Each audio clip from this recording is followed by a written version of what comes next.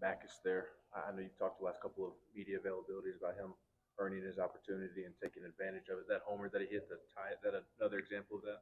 Yeah, I mean, he's earned more than he's gotten or probably ever will get if you're basing it on being a teammate, work ethic, overcoming adversity, but really just starting today as a reward for his effort. I mean, that's a really good catch he made up against the wall in Lexington, and then a couple other balls he tracks down because he's athletic and he wants to be out there.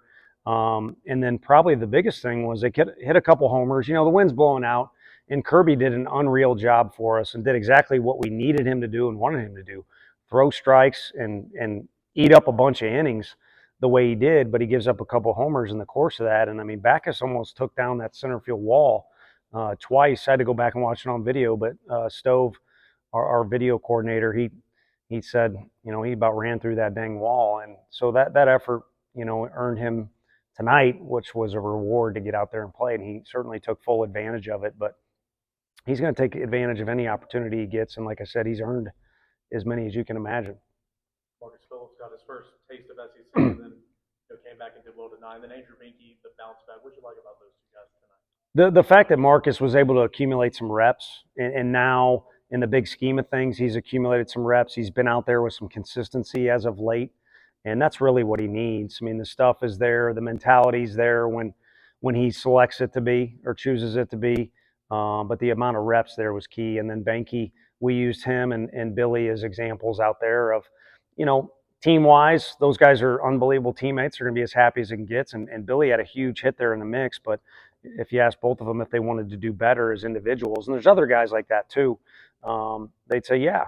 And so don't talk about it, be about it. They certainly were.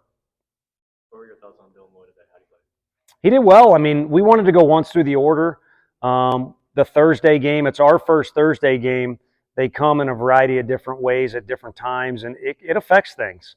It's great to be in our league, and it's great to have the media exposure, but it's a little bit of a challenge. And so with Kentucky's lineup combined with the Thursday game, we're a little short on options today. And so we needed guys to do what Dylan Lloyd did and log some innings. And the leadoff hitter is a good hitter, but he only saw one pitch from him.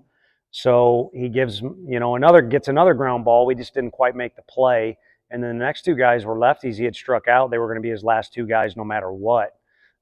So he could have finished, at a 45 pitch count and a day that he was incredibly happy with. But the good thing is I think there's a lot to be happy with, and then also some things to learn from there, which is what he's trying to do overall. And I hope he feels good the next couple of days so we can write him down and he's available this weekend. And if not, he'll be getting the ball again real soon.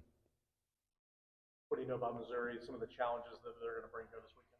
Yeah, I mean, I think it's a real balanced lineup, similar to Kentucky's: two switch, two left, a handful of righties is their typical lineup. So a similar look with that balance.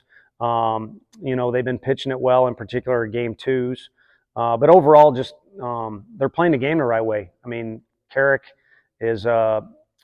Jackson replaced me when I left Missouri, and he had been doing all kinds of stuff in the baseball world. He's now the head coach there, and Coach Jameson, who I played for, and I owe a lot to, is now the pitching coach. And Bryson LeBlanc recruits for him. I recruited Bryson. So not only a familiar jersey, but familiar faces. And those group chats and things like that, I choose to not be a part of because I'm this guy. But there is, some communication that goes around, and I'm glad, that group of people are happy, and I'm glad those guys are there as coaches. I mean, it may work against us this weekend because, like I said, they're playing hard and playing the right way. And, I went on a tangent out there with our guys. I mean, so longer answer. Personally, selfishly, I'm glad they're there. I'm glad that other thing's over with. That was a night, I worked 90 hours a week at that place. And, I went to school there and gave it about everything that I do here, I did there. And while that other regime was there, you name it. My dad was in a life-threatening car accident, and I'm getting yelled at in the third base box. Many other things too. So I'm glad that's over with, and there was a change. So we'll welcome those guys in here, but when the game starts, it'll just be like it was in Lexington or the weekend before against LSU. There's a lot of respect in this league, everybody has for each other. But when the game starts, the game starts. With the opener the last 2 weeks, it's benefited Causey.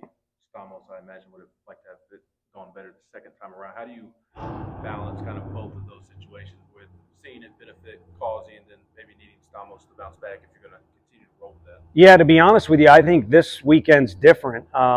Your question makes sense, and it's an intelligent one, and one that I wish we had exact answers for. But I think this is a little different because of the Thursday bump up and how some guys are throwing the ball too. So, and the one thing that we kind of looked at too, and sometimes you oversmart or think you're smarter than you are. Matchup wise kind of matters a little bit too. And while we do know a fair amount about Missouri, we haven't kind of dove into it full speed. We haven't at all. It's just now that we're deeper into the season, if you're on, ESPN or anything, you're going to know about these SEC teams to an extent. And like I said, I got some familiarity. It's where I'm from, but we'll kind of look at matchups and reassess how these guys look. And Stom was hot tonight. Was going to be a safety valve there for a couple different innings. But fortunately, those guys at the end of the game are really good. I mean, Marcus we already talked about, but Matt Dallas was outstanding, and JJ was just as good, if not better.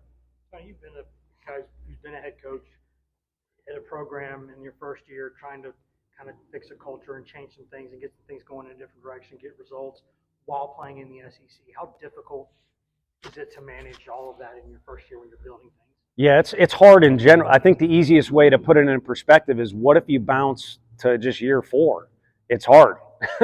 I mean, Mississippi, we had great conversations with them and have a lot of, speaking of having respect for that coaching staff. They've been around a long time and done a lot of things, but the year after they win the national championship is a really challenging one. So they're all challenging. And then you're going to throw in the fact that you're not as familiar with your personnel, maybe for what you like. I mean, everyone's going to inherit decent players, if not really good players, because of our league, but maybe it's not the setup that fits the way you're going to, coach, or the style of offense you want to run. So it shows you how much it complicates it, because even when you've been recruiting the same way and you've been at the same school for 10 years, each year you're looking into SEC play. It's holy hell. So you can times it by 3, 4, 5, or whatever you think the appropriate math is, but it's very, very difficult. And, like anything, you have to be persistent. And, those guys are good dudes there. And, so are the guys down at Alabama. I know it's their first year working through that, but it's a tall, tall task. And those were, not that this wasn't stressful tonight.